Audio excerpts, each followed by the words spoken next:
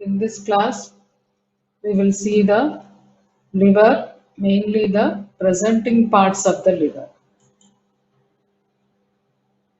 Liver, it may be asked as essay in the theory exams or in the practicals, anatomy practicals. You will be given the liver. You should describe the presenting parts of the liver. So it's a big topic. We will try to cover main points in this liver. Introduction of the liver. Liver is the largest gland of the body, consisting of both exocrine and endocrine. And it is wedge shape with a broad base directed to the right. Situation mainly in the whole of the right hypochondrium, upper part of the epigastrium and part of the left hypochondrium up to the left lateral plane. Before we start with this surfaces of the liver, you should know how the liver is, how the heavy liver 1.4 kg to 1.8 kg in the adult male and 1.2 to 1.4 kg in the adult female is kept in the uppermost quadrant of the abdomen. So that's an important point you should note. Ligaments of the liver are least important. So the main factor which keeps the liver in this position is hepatic veins opening into the inferior vena cava. As if these veins go and nail the liver into the inferior vena cava, which is present in the posterior abdominal wall. So that is the main factor. And then the intra-abdominal pressure. So with this introduction, we will start with the surfaces of the liver. Basically, it presents two surfaces, parietal and visceral or inferior. This inferior surface of liver may be separately asked as question, or in that you should write only the visceral surface of the liver or inferior surface. So the parietal surface is again divided into superior, anterior, posterior and right lateral surfaces.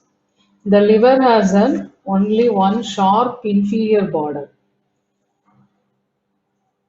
So that is the one sharp inferior border of the liver. And the other borders of the liver are postero-superior border and postero-inferior border.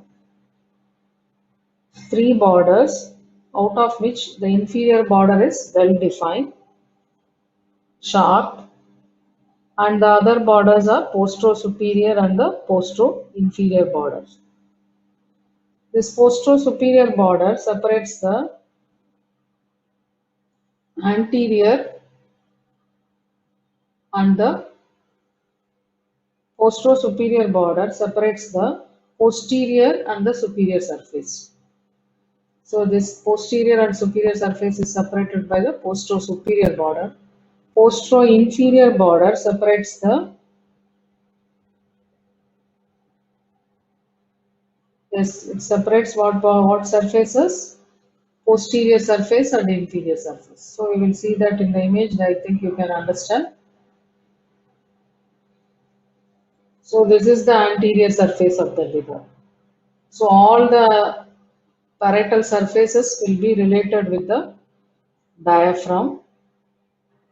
It is convex on the right and left sides.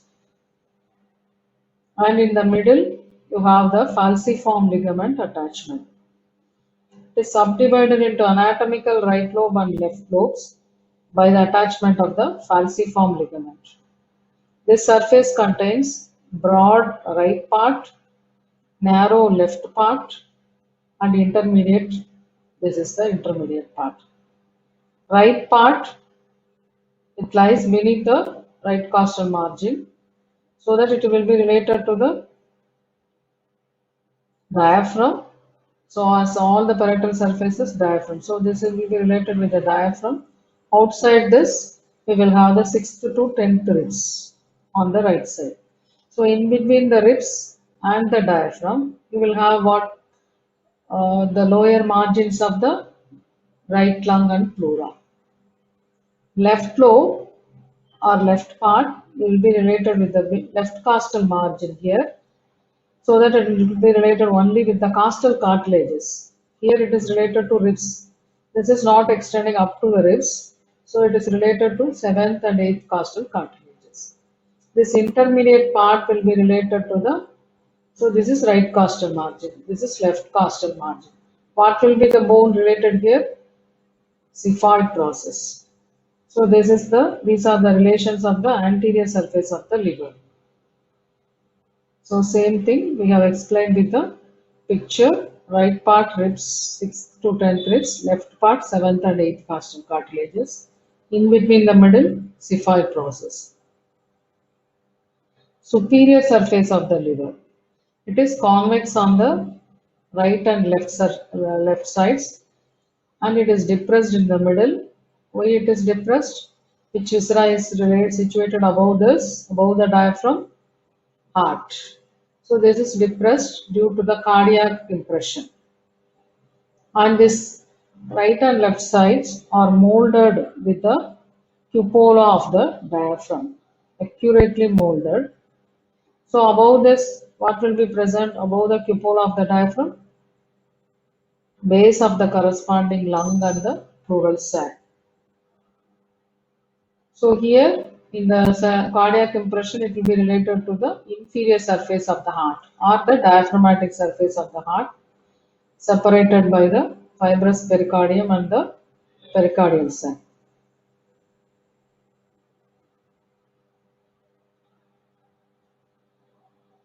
So this is what we are seeing in the image. Convex on the right and left sides, depressed in the middle, known as cardiac impression. Right lateral surface of the liver. This we have to know in detail, because if you want to take the needle biopsy of the liver, this right lateral surface, patient in the sitting position, this right lateral surface, we have to take the needle biopsy. So we have to know this.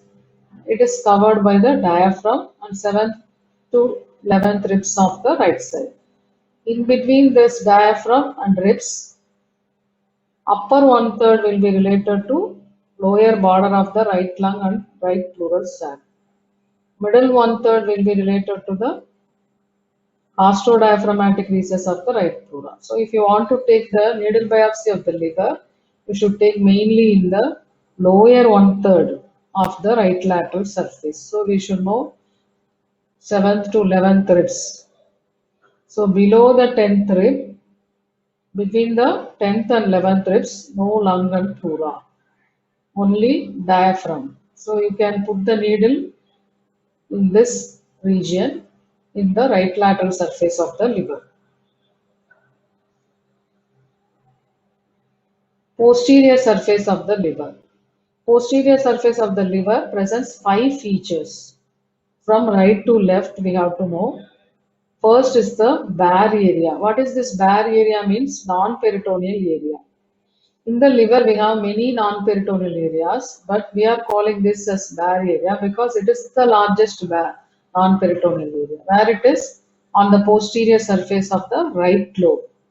So we will know the boundaries of this bare area in the image we will see. So this is the bare area. This is the bare area of the liver on the posterior surface. So you should note this posterior surface, rightmost is the bare area. Boundaries, apex is the right triangular ligament. Base is the groove for inferior vena cava. Above by the superior layer of coronary ligament. Below by the inferior layer of coronary ligament. This is the coronary. So coronary ligaments attach the liver with the diaphragm.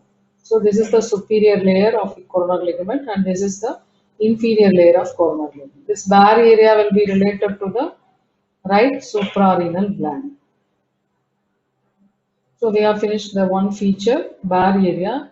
In the posterior surface, next we will see this is the groove for inferior vena cava. Next will be the caudate lobe. Next will be the fissure for ligamentum venosum. So we will see one by one. This is the groove for inferior vena cava, which will have the inferior vena cava will be running in this groove. So that's what we told. This is the main factor which keeps the liver in the position. Hepatic veins directly open into the inferior vena cava.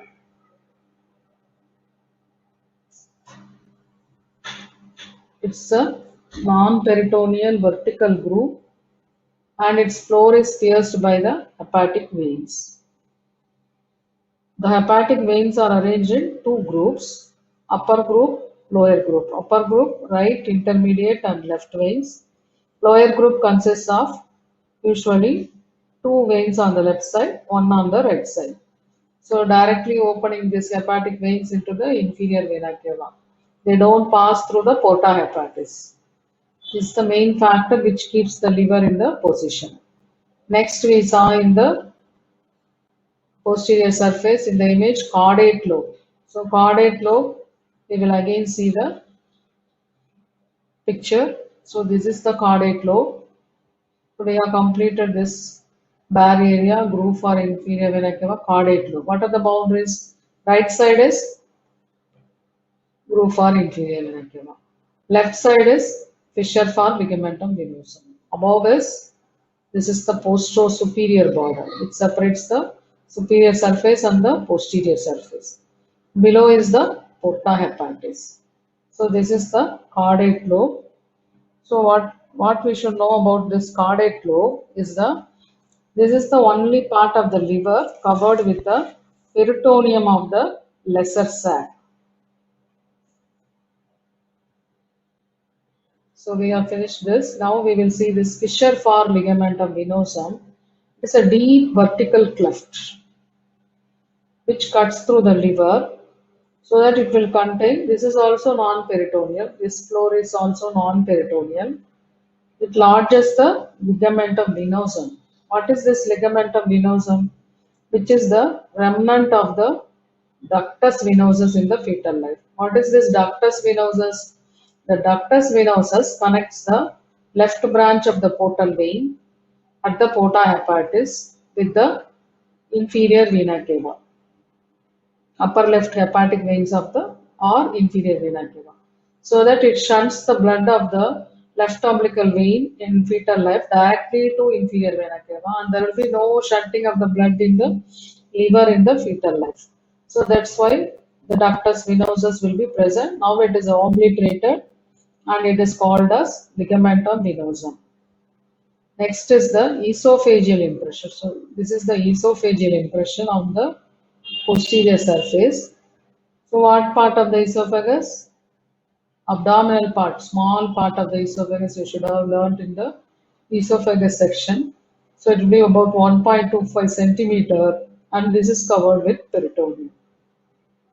So we have covered this 5 features. What are they? Bare area of the liver, groove for inferior vena cava, caudate lobe, fissure for ligamentum venosum, and this is the gastric impression. So what is this border? Postero-inferior border. So this is the postero-inferior border and this is the postero-superior border. Postero-inferior border separates the posterior surface and the inferior surface. Now we will move on to the inferior surface of the liver. So this is the inferior surface of the liver. So to hold the liver in the anatomical position, you have to put your finger in this groove for inferior vena cava and to present the anterior surface and in front and superior surface above.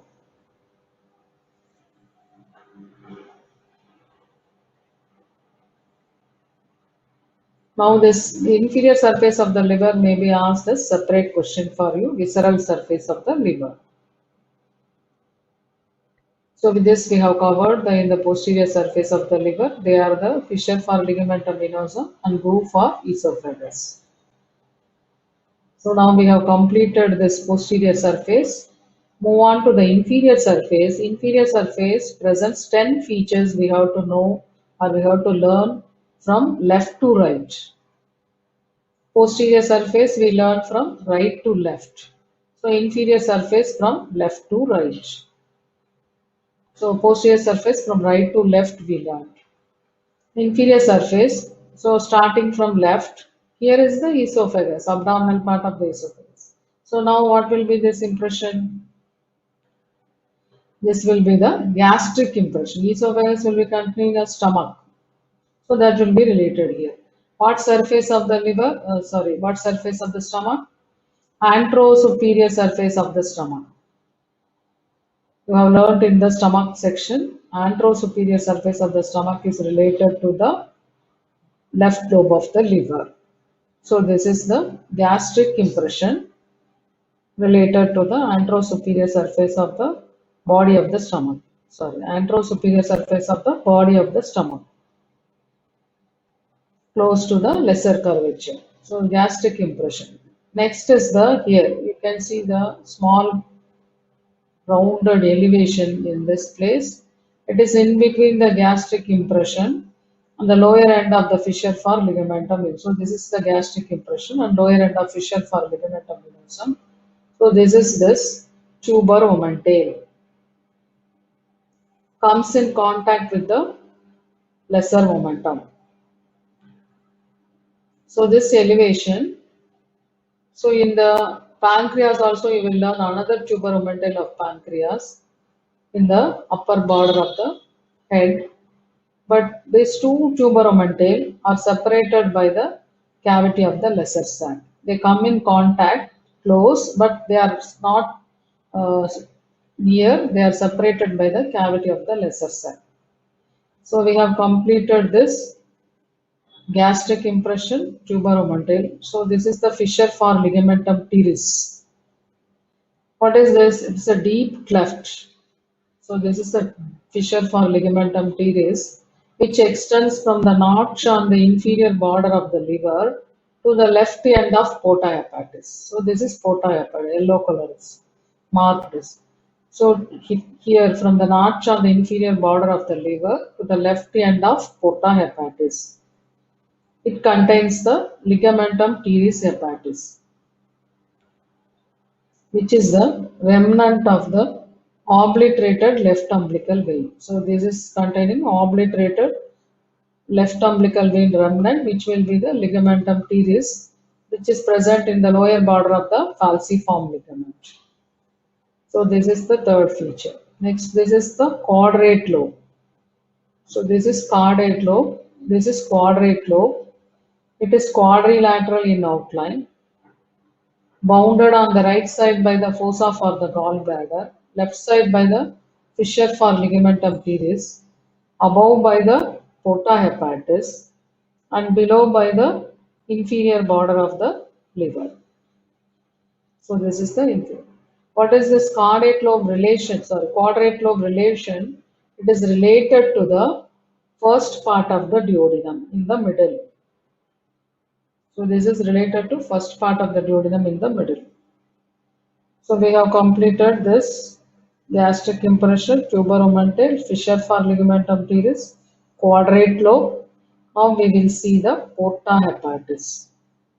Porta is a gateway, transverse non-peritoneal fissure. If you see this, before we start with the porta hepatis, you can now see in this, there is a H-shaped non-peritoneal area. So this is one limb of the H, this is another limb of the H, and this is the middle part of the H. So these are also non-peritoneal. But we called this as bare area. Why? Because it is the largest bare area. Okay. So this is the transverse non-peritoneal fissure, acts as the gateway for the liver.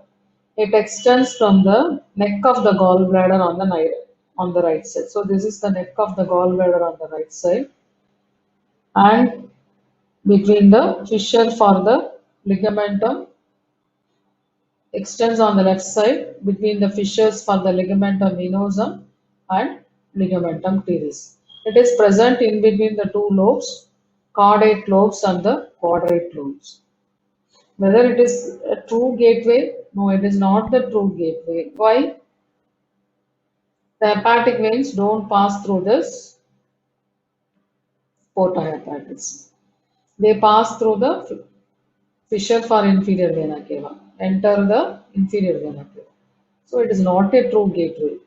What are the structures entering the hepatic, porta hepatis, and what are the structures leaving the porta hepatis? Structures entering the porta hepatis are right and left branches of hepatic artery, right and left divisions of portal vein, and hepatic plexus of nerve. Structures which leave the porta hepatis are the right and left hepatic ducts, cystic duct, and lymphatics. Main structures which are arranged in the order from before backward, you will be asked in the exam, from before to backward. What are the main structures? Right, you have to remember as duct, artery, and vein. What what ducts? Right and left hepatic ducts. Arteries, right and left hepatic arteries. Veins, right and left branches of portal vein. So not hepatic vein, portal veins. Okay. From front to back. So these are the structures in the porta hepatis from front to back. Now we will move on to the sixth feature, caudate process and papillary process. So what is this lobe? Is caudate lobe. In the lower end, you try to see right side extension will be called as caudate process. Left side extension will be called as papillary process. Caudate process is a tail-like projection which arises from the junction of the lower end of and the lower right margin of the caudate lobe, extends transversely to the right between the porta hepatis and the groove for inferior vena cava. Do you understand? From the lower end and right margin of the caudate lobe, between the porta hepatis and the groove for inferior vena cava. So this is the caudate process. Where you have seen before this caudate process, or you have read this caudate process forms the roof of the epiploic foramen. We have learnt in the peritoneum class. Now this is the papillary process. It's a conical projection which arises from the junction of the lower end and left margin of the caudate lobe. Have you read this papillary process before? Yes. It is related with the origin of the celiac trunk, but separated by the cavity of the lesser trunk. So we have finished the caudate process and papillary process. Now we will see the fossa for the gallbladder. Fossa for the gallbladder. In this image, gallbladder is situated. So this is the fossa for the gallbladder.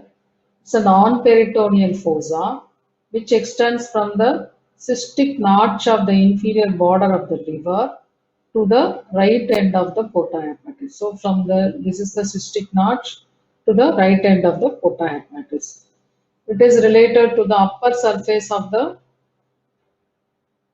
body of and neck of the gallbladder. So even though it appears, you have to think in anatomical position. This is the inferior surface and the fossa is related to the superior surface of the body. So this is fundus, this is the body, and this is the neck of the gallbladder. So it is related to the superior surface of the body and neck of the gallbladder, separated by the deep branch of the cystic artery and corresponding vein. So this is about the fossa for the gallbladder. So now we will move on to this right lobe inferior surface. Right lobe inferior surface, you have to first see on the right side of the neck of the gallbladder. This is the place you have to, on the right side of the neck of the gallbladder. Here it is related to the second part of the duodenum. So this will be called as duodenal impression. It is not marked in this image. Here, exactly here, duodenal impression. Second part of the duodenum. So this is here we learnt that quadrate lobe is related to the first part of the duodenum. Here this is the duodenal impression. This will be related to the second part of the duodenum. Next is the colic impression. You have to see on the right side of the body of gallbladder. So this is the body. You have to see on the right side of the body of the gallbladder. So that is the colic impression. So this impression extends up to the inferior border of the liver related with the right colic flexure. What is right colic flexure? Junction of the ascending colon and the transverse colon. That's why this flexure is also called as, because it is related here to the liver, it is also called as the hepatic flexure. Okay. Now, 10th feature is this renal impression. So this is the renal impression. It is situated above and behind the colic impression. So that if you see here, what is that viscera we told related to the bari area? Suprarenal. So this renal impression above the kidney, what will be present? Suprarenal, right supra. So this renal impression is continuous with the suprarenal, right suprarenal gland. So it is related to the anterior surface of the right kidney, separated by the hepatorenal pouch. So you should understand this. Below this liver, you will have the right kidney, anterior surface. So peritoneum will be reflected from the liver to the right kidney. In between this, we will have the hepatorenal pouch. So that we have learned that in the peritoneum section. So this is separated from the anterior surface of the right kidney by the hepatorenal pouch. So we have learned this inferior surface 10 features from left to right. Gastric impression, tuber omentale, fissure for ligamentum teres, quadrate lobe, porta hepatis, caudate process and papillary process, fossa for gallbladder, duodenal impression, colic impression, and renal impression. So same thing we have discussed in the image. First is the gastric impression, continuous above with the esophageal groove. Second is the tuber omentale. So it will be between the gastric impression, fissure for the ligamentum venosum. Fissure for ligamentum teres. It will contain the ligamentum teres, which will have the obliterate, which is the obliterated left umbilical vein. Third feature. Fourth is the quadrate lobe, bounded on the right side by the fossa for the gallbladder, left side by the fissure for ligamentum teres, above by the porta hepatis, below by the inferior border of the liver, related to the first part of the duodenum. Porta hepatis, and we have learnt in detail structures in the porta hepatis in the order from front to back: ducts, arteries, and veins. Caudate process forms the roof of the epiploic foramen, and it is on the right end of the caudate lobe. Papillary process is related to the origin of celiac trunk. It is at the left end of the caudate lobe. Fossa for gallbladder extends from the cystic notch to the of the inferior border of liver to the porta hepatis. Duodenal impression to the right side of the neck of gallbladder. You have to mark just next to the right side of the neck of gallbladder. It will be related with the second part of duodenum. So this is the duodenal impression, colic impression, and renal impression. Opposite the neck of the gallbladder, duodenal impression. Opposite the body of the gallbladder, colic impression. Above the colic impression is the renal impression. Colic impression is related to the right colic flexure or hepatic flexure. Renal impression, it is continuous with the suprarenal impression of the bari area. This is related to the anterior surface of the right kidney separated by the hepatorenal pouch. So we have completed this visceral surface of the liver in detail. So to conclude, we have added one note on the lobes of the liver. Lobes of the liver are two types: anatomical right lobe and left lobes.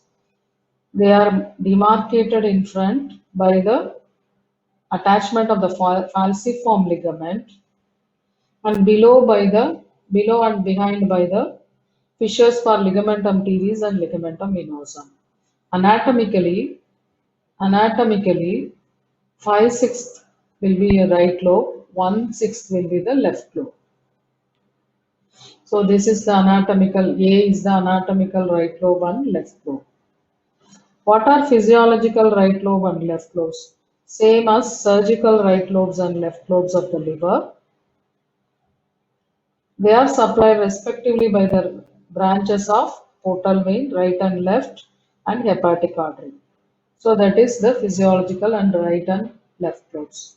You have to draw one line, cholecystov-vena cava line, which pass through the groove for inferior vena cava and the gallbladder.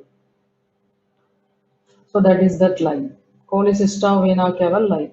So in the anatomical right lobe and left lobe, caudate lobes and quadrate lobes will be present in the right side.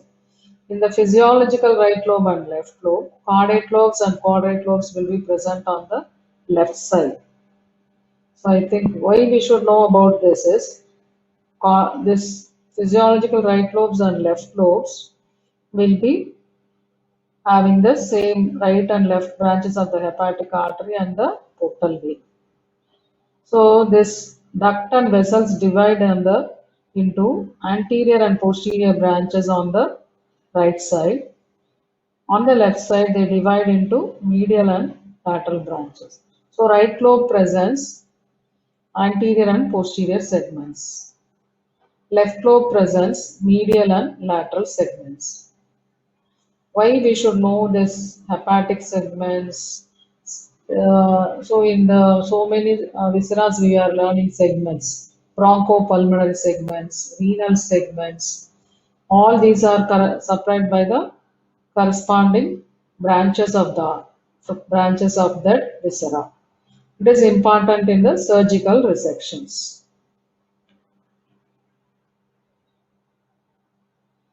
So summary, we have learned mainly the surfaces of the liver and borders of the liver in this class. So this is the inferior border of the liver, this is the postero-superior border of the liver, and this is the postero-inferior border of the liver. This is the anterior surface, superior surface, right lateral surface, posterior surface, and inferior surface. So this is the important topic which we should understand and prepare in detail for your both theory exam and for your practical exam. I hope you should have understood this main features of the inferior surface also.